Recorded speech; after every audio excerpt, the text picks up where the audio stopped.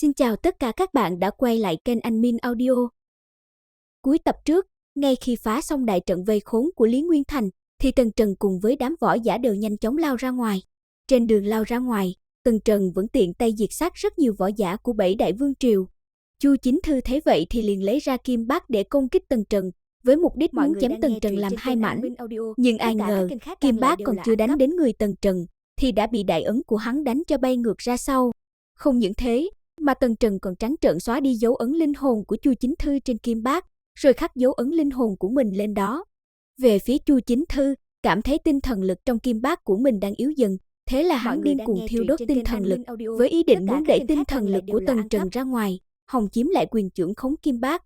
Cảm thấy điều đó, một cổ tinh thần lực như đại dương của Tần Trần hung hăng tràn vào, lập tức đè ép nghiền nát cổ tinh thần lực yếu đuối kia của Chu Chính Thư.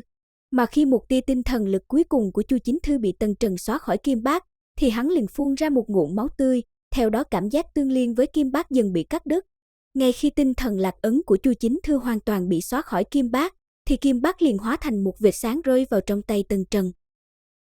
Vừa cướp đoạt xong kim bác của Chu Chính Thư, thì Tần Trần không có rời đi ngay, mà hắn đảo mắt qua mấy tên thiên tài của 7 đại vương triều, để xem còn kiếm thêm được bảo vật gì khác nữa không. Sau một vòng quan sát, Tần Trần liền phát hiện một tên võ giả thi triển ra hắc đỉnh có uy lực không nhỏ. Tâm niệm vừa động, Tần Trần đang định hướng tên này cướp bảo bối, thì bỗng nhiên hắn cảm thấy ở ngoài cửa có một cổ khí tức Vũ Vương đang cấp tốc lao vào. Thế là Tần Trần vội vàng hướng thông đạo phía sau quảng trường lao đi. Thấy hành động này của Tần Trần, khiến Chu Chính Thư liền sững sờ. Hắn không hiểu tại sao Tần Trần đang chiếm thượng phong, lại phải bỏ chạy như vậy. Nghi hoặc của Chu Chính Thư còn chưa tiêu tan, thì đột nhiên một cổ sát ý kinh khủng từ lối vào truyền tới. Rồi sau đó là một đạo thân ảnh đã xuất hiện trên quảng trường. Mà trông thấy người vừa xuất hiện này, khiến cả đám võ giả đều đứng yên, không một tên nào dám làm ra hành động dại dột gì, bởi vì người đến chính là Huyết Thủ Vương. Vừa xuất hiện, Huyết Thủ Vương đảo mắt một vòng xung quanh quảng trường. Sau khi phát hiện ở đây vừa xảy ra một trận chém giết thê thảm, thì hắn lập tức lên tiếng hỏi: "Các ngươi vì sao giao thủ, có phải là có bảo vật gì hay không?" Nghe Huyết Thủ Vương hỏi thế, thì Chu Chính Thư liền tiến lên hành lễ nói: "Huyết Thủ Vương tiền bối, làm sao ngài lại ở chỗ này?" Về phía Huyết Thủ Vương, khi nhìn thấy Chu Chính Thư ở đây hắn cũng có chút bất ngờ, nhưng sau đó thì liền hỏi: "Chu Chính Thư, các ngươi vừa rồi ở đây phát giác ra bảo vật gì, tại sao mà lại đánh nhau lớn vậy?" Thấy Chu Chính Thư do dự không trả lời, Huyết Thủ Vương liền nói: "Ở đây có đệ tử của Đại Càn Vương triều không, để cho bọn họ đến gặp ta." Nghe Huyết Thủ Vương nói vậy, Chu Chính Thư cười khổ nói: "Có, để ta gọi bọn họ tới." Dứt lời, Chu Chính Thư liền quay người về phía đám người của Đại Càn Vương triều. Vừa nhìn đến địa phương mà đám người vừa đứng trước đó, liền khiến Chu Chính Thư ngây ra như phỗng, vì hiện tại mấy tên võ giả của Đại Càn Vương triều đã bị Tần Trần giết hết trong lúc hỗn loạn rồi. Thấy biểu hiện đó của Chu Chính Thư, thì Lý Nguyên Thành liền tiến lên nói: "Huyết Thủ Vương tiền bối, ban nãy ở đây còn có hơn 10 người của Đại Càn Vương triều, nhưng mà trong đám võ giả phổ thông xuất hiện một tên thực lực rất đáng sợ, mà hắn chỉ có nhằm vào võ giả của Đại Càn Vương triều xuất thủ mà thôi." Nghe được mấy lời này, Huyết Thủ Vương lập tức biến sắc, rồi hắn lạnh giọng nói: "Lại có người dám nhằm vào võ giả của Đại Càn Vương triều ta sao? Thế tên tiểu tử mà ngươi nói đâu rồi?" Nghe vậy, Lý Nguyên Thành liền chỉ vào thông đạo mà Tần Trần vừa trốn thoát rồi nói: "Trước khi tiền bối vừa đến không lâu, thì tên đó đã chạy vào trong thông đạo này trốn rồi."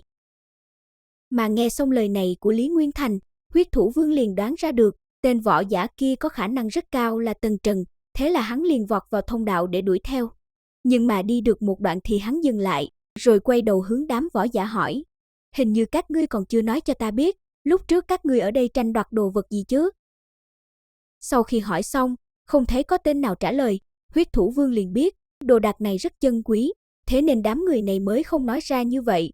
Thế là hắn vung tay lên, lập tức một tên võ giả phổ thông đã bị hắn túm lấy cổ, rồi lạnh lùng hỏi: "Nói mau, ở đây vừa xảy ra chuyện gì, đến cùng là các ngươi tranh đoạt đồ đạc gì?"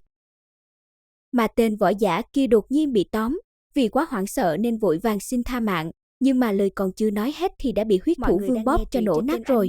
Xử lý xong tên này, Huyết Thủ Vương lại hướng một tên võ giả khác bắt tới tra hỏi. Do rút kinh nghiệm từ tên trước đó, nên không đợi Huyết Thủ Vương hỏi, thì tên này đã đem toàn bộ sự việc về ma trì và ma tinh kể hết ra rồi. Nghe xong tên võ giả này kể lại, thì Huyết Thủ Vương liền hỏi: "Ma tinh hiện giờ đang ở đâu?" Vì cay cú việc lúc trước mà võ giả của Bảy Đại Vương Triều đã làm, nên tên này liền nói, ma tinh đã bị người của Bảy Đại Vương Triều vụng trộm lấy đi. Vừa nghe được lời này, thì Chu Chính Thư và Lý Nguyên Thành sắc mặt đại biến, rồi cả hai cùng gầm lên nói, người nói láo, những ma tinh này rõ ràng là dân đen các ngươi lấy đi. Thấy Chu Chính Thư và Lý Nguyên Thành nói vậy, tên võ giả này cười đểu một cái, rồi hướng Huyết Thủ Vương nói, tiền bối còn có chỗ ngài không biết, cấm chế ma trì này là do đám võ giả phổ thông chúng ta khổ sở mới phá được. Thế mà đám người Chu Chính Thư này chỉ cho chúng ta có 1 canh giờ tu luyện trong ma trì, thậm chí còn nói chúng ta trộm đi ma tinh, muốn kiểm tra những trữ vật của chúng ta.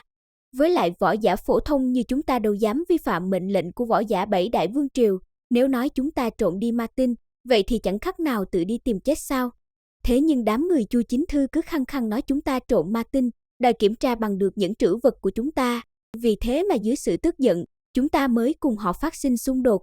Dứt lời, hắn liền đưa chiếc nhẫn trữ vật của mình cho Huyết Thủ Vương rồi nói, đây là lúc trước vãn bối cướp được một ít dịch thể trong ma trì, hiện tại liền cống hiến cho tiền bối, mong tiền bối tha cho vãn bối một mạng.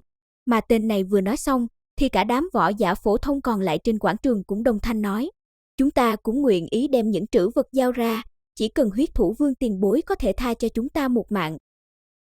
Sau khi kiểm tra xong những trữ vật của mấy tên võ giả phổ thông này, thì Huyết Thủ Vương cũng kiếm được hơn chục viên ma tinh, điều này làm cho hắn rất kích động.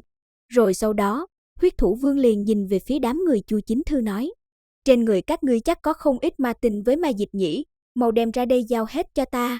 Nghe vậy, Lý Nguyên Thành vội vàng nói, Huyết Thủ Vương tiền bối, ngài đừng nghe mấy tên này nói bậy, chúng ta căn bản cũng không lấy được bao nhiêu ma tinh. Thấy Lý Nguyên Thành vẫn giảo biện như vậy, Huyết Thủ Vương ánh mắt âm trầm hẳn lại rồi nói, bây giờ, hoặc là các ngươi đem ma tinh giao ra, hoặc là đem những trữ vật giao ra, nếu ta kiểm tra trong những trữ vật không có ma tinh thì sẽ trả lại cho các ngươi. Nghe xong lời này của Huyết Thủ Vương, liền khiến mấy tên võ giả của Bảy Đại Vương Triều cảm thấy không vừa lòng, trong đó có một võ giả tên Hứa Quang Long của Đại Ly Vương Triều can đảm tiến lên nói, Huyết Thủ Vương tiền bối, chúng ta đều đến từ Bảy Đại Vương Triều, cũng không phải là một dạng phổ thông võ giả, nên cũng không phải tiền bối muốn làm gì chúng ta thì làm.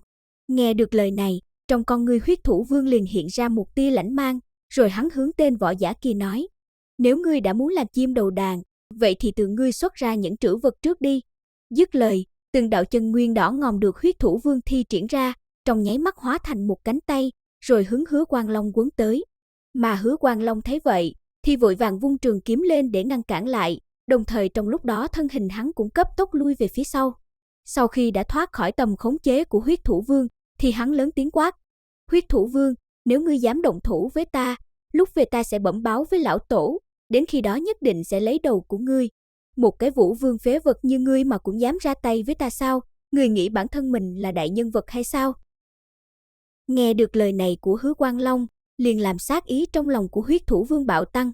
Thế là chân nguyên bàn tay đỏ ngòm liền đem trường kiếm của Hứa Quang Long chấn nát, sau đó chân nguyên này liền hóa thành một chuôi trường thương đâm thẳng vào người Hứa Quang Long. Rồi một tiếng phốc vang lên, theo đó vô số máu tươi phun ra tung tóe. Mà lúc này, trên người Hứa Quang Long xuất hiện vô số lỗ máu, cho đến khi hắn chết đi thì trong hai mắt vẫn tràn đầy kinh ngạc, không tin nổi là Huyết Thủ Vương lại dám ra tay giết mình. Giải quyết xong Hứa Quang Long, Huyết Thủ Vương liền thu lại chiếc những trữ vật của hắn, sau đó hướng mấy tên võ giả của Bảy Đại Vương Triều nói, bây giờ trong các ngươi còn có ai không nguyện ý giao ra những trữ vật thì đứng ra đây.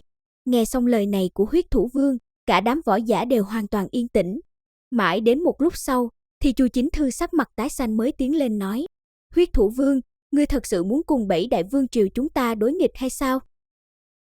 Nghe Chu Chính Thư nói vậy, Huyết Thủ Vương lạnh giọng nói, ta chỉ muốn lấy ma tinh, còn đồ vật khác của các ngươi thì ta không cần, nếu kiểm tra không thấy có ma tinh thì ta sẽ trả lại những trữ vật cho các ngươi. Nhưng nếu các ngươi cứ muốn đối nghịch cùng ta, thì đến lúc đó đừng trách ta ra tay độc ác. Biết sự việc này cũng không còn cách nào giải quyết nữa, Chu Chính Thư liền hít sâu một hơi rồi nói, hy vọng Huyết Thủ Vương ngươi giữ lời. Nói xong hắn tháo những trữ vật của mình ném cho Huyết Thủ Vương, đồng thời quay người lại hướng mấy tên võ giả kia nói, các ngươi cũng đem những trữ vật của mình lấy ra cho Huyết Thủ Vương nhìn một chút đi. Nội dung của tập này đến đây là hết rồi. Xin chào và hẹn gặp lại mọi người trong tập sau nhé.